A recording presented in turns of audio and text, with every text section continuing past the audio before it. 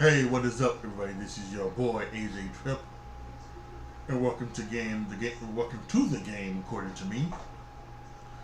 Today we are doing the top 10 defenses in the National Football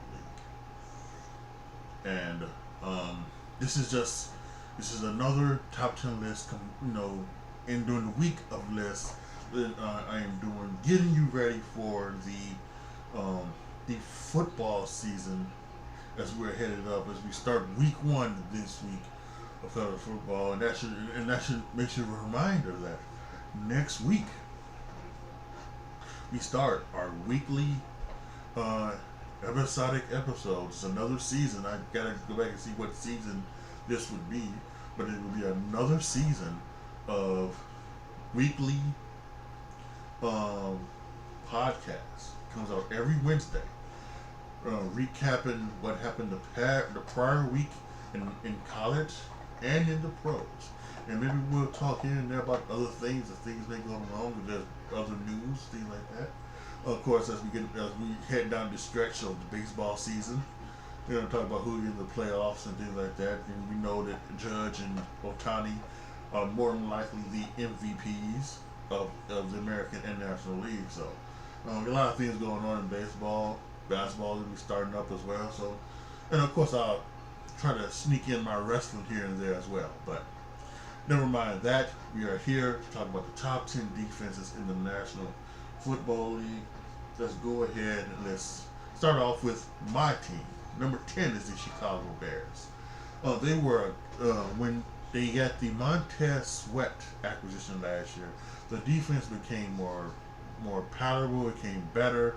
A more consistent pass rush. They picked off a lot of passes last year, and this just seems to be even more. Provided, as all of this is, if you stay healthy, this should be a pretty damn good defense. Now they traded for Darrell Taylor, and they traded for a defensive tackle, I can't remember his name, from Cleveland, to help with the pass rush. Available. They tried to go after Matthew Dujon. Matthew Dujon State wanted to go to Atlanta, so we got that. Their linebackers are anywhere from solid to Pro Bowl level. Especially T.J. Edwards, who was probably the best linebacker on the Bears last year. Jermaine Edwards played a very good middle linebacker as well, and Jack Sanborn, the weakest, the strong side linebacker, I believe. It's actually pretty good, but he doesn't play a lot because they mostly play, as most teams do, in the nickel package. And their talent there is fine as well. Tyreek Stevenson, a rookie last year, should be in the growing. Kyler Gordon, perfect in that slot role. And Jalen Johnson got a massive contract this year. He's one of the top cornerbacks in the game. They lost Eddie Jackson, who I think was a good thing. But they just replaced him with a former,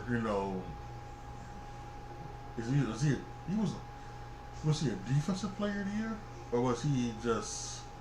Well, he's a former Pro Bowler. I know that for sure. Kevin Byard is out there now in the safety, playing with Jaquan Brisker, who is a very solid safety as well. So this is going to be a really good defense. If they can find a guy opposite of Montez Sweat, I think this is going to be a defense. The defense, I think, will keep this team in most games this year. I think that's why a lot of people are saying that this could be a playoff team. I'm not so sure about that, even as a Bears fan. That's the other thing.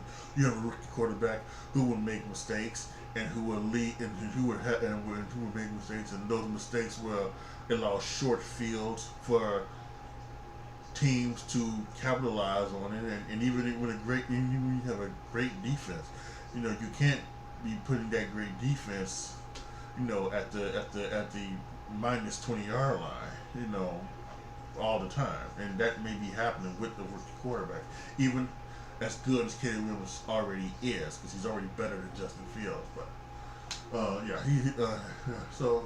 I do think this will still be. I think they still will turn the ball over, and I think this is going to be a great defense to watch. I have them top 10, but by the end of the year, they could be one of the top 5, maybe even top 3 defenses in the league. So the Bears are at 10. The Bills are at 9. Now, yes, they lost Matt Milano again for the season. Um, Maybe he might be able to come back later in the year. I'm not sure, but we're just gonna say he's out for the season. But I still think even they lost Matt Milano last year, and their defense was still pretty good. I think they still will. I think Von Miller, 1 year from the ACL injury, I think he may be getting back into form. And Oliver, the defensive tackle, will need to step up. I think they decided to move away from Tre'Davious White, who was a fantastic corner, but he just kept getting injured. They moved on from the safeties. Now, I know you said, well, they did all of this, but you expect them to be good.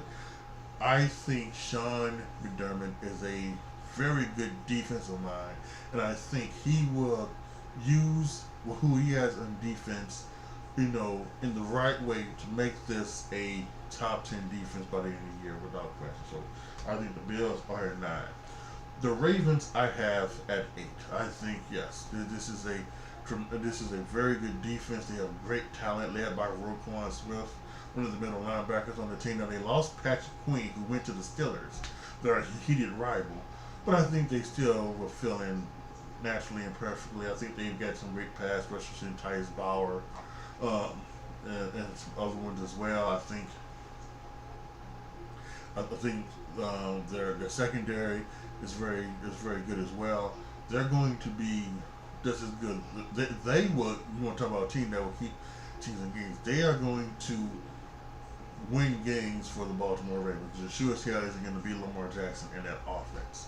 So they're going to be the ones that are going to be leading the team and winning the games for the Baltimore Ravens. So the Ravens are at 8.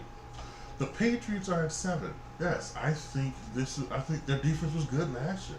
I believe their defense was a top 10 defense last year. I don't see why, other than the losing of Matthew Judon, I don't see any reason why anything should stay the same. Now maybe their pass rush won't be good. They won't get as much sacks, but I think they'll still be good enough. And I think they'll keep their team in games for the most part. All that the thing is that's that what happens with the offense. The offensive talent is what's going to hold this team back, because we talked about turning over. Now they're starting with Jacoby Brissett, so at some point they may make the switch to Drake May, but they're starting with Jacoby Brissett. Jacoby Brissett, I feel, is the type of quarterback who's more suited as being a backup. He could come in, possibly keep the rig on the road for 2 to 3 games if your starting quarterback was out or something. But I don't know if he's a starting quarterback in the league.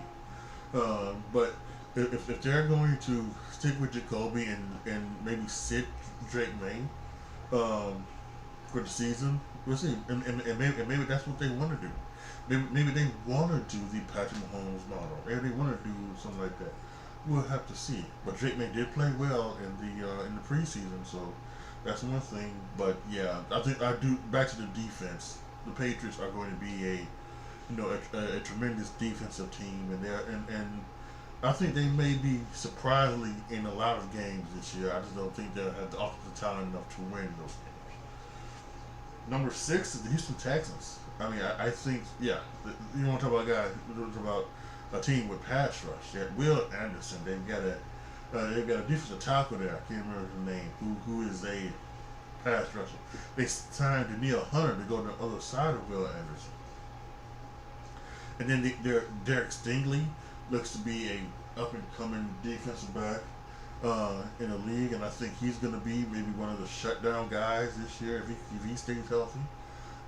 This is a tremendous team, and they're led by D'Amico Ryans. I was about to say Gerard Mayo. Gerard Mayo was this guy I was talking about in New England. But D'Amico Ryans, his defensive background. This is defense, and here's a good thing: they do have an offense. So their offense is going to score points. They're going to get up on teams, and then you just let those pass rushers do what they do best and hunt the quarterback. This is going to be a tremendous defense this year, I guarantee it. Number 5, the Dallas Cowboys. Now, under Dan Quinn, they've been a great defense. And Dan Quinn is now gone to Washington. But listen, you still get, even though Deron Bland is going to be out for the first 6 to 8 weeks with an injury, Trevion Diggs, who's coming off ACL injury, is there. Um, and they've upgraded the linebacker positions. Last year they were playing with very undersized linebackers, but I think this year they've decided to go ahead and get some linebackers with some size on them. You've got Micah Parsons, who is still there, and he's going to be hunting the pass rusher, along with Jamarcus Lawrence, who is going to be hunting the pass rusher as well. So, so as long as you have those two guys there, they're going to do their job up front.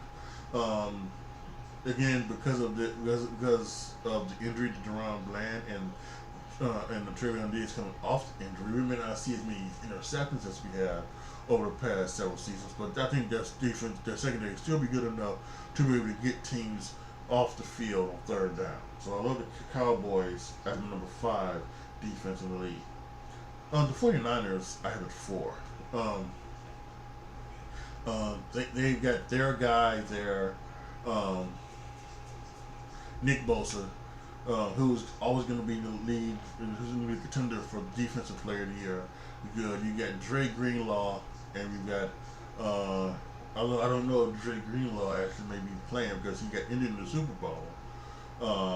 So I don't know if he's going to be healthy enough to play.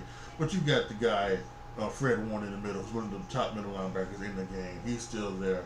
Their defense, led by Tre'Davious Ward, is a tremendous secondary. I think they'll be fine there. And again, this is another thing where I think they're just gonna, they're gonna be in the lead in most games, and that defense is going to start hunting. And I think they'll get a lot of picks, a lot of fumbles off of that. So that's it. Their defense is still one of the greatest in the league. This is why with their offense and their defense, they're gonna be highly on my top 10 teams list tomorrow. So the Chiefs at 4. The 49ers at 4. I have the Chiefs at 3, led by Chris Jones in the middle. Again, Hunter quarterback said the same all during this time. He's gonna be definitely doing some hunting. Their linebackers are awesome as well. Their secondary, even though they let go of Janarius Seed, their secondary is still, I think, gonna be decent as well. So they're gonna be, and let's face it, their offense is gonna be upgraded. So that defense is going to be just incredible, led by Steve Spagnuolo. A Steve Spagnuolo defense is always going to be good, but he's got the talent around in the defense to make that defense great. And the other year, Patrick Holmes talked about he wanted to go 20-0. There's a good chance that if everybody stays healthy, this team could possibly be a 20-0 team as we get into February. So I'm just saying, the Chiefs are at 3. The Browns are at 2. Myles Garrett,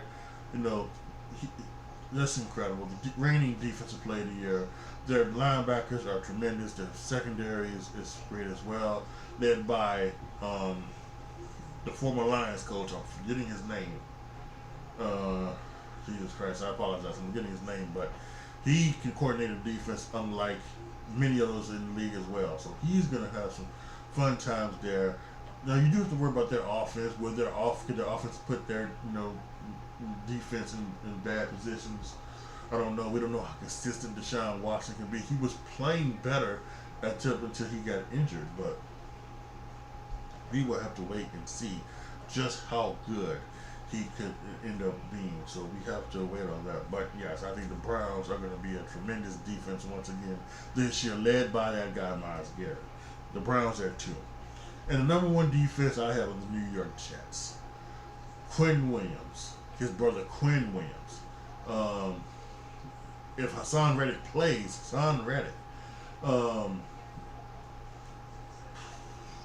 Sauce Gardner at cornerback. They've got dogs at each level of their defense. And again, Robert Saleh, the defensive mind, the defensive coordinator, coordinating that defense, if healthy, should be the best defense in this league, I think. And that's going to help Aaron Rodgers do what he got to do to win. um, if he can. But that defense is strong. They've got again, they just got some monsters there.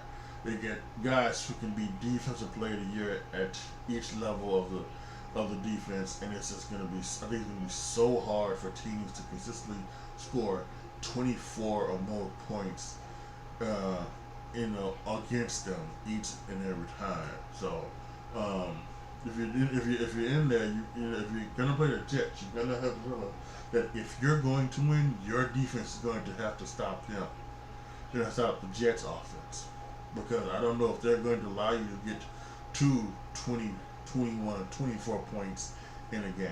I think that's the type of defense they have. They can just clamp down on you and keep you from, making any offensive moves at all. So the Jets are my number one defense.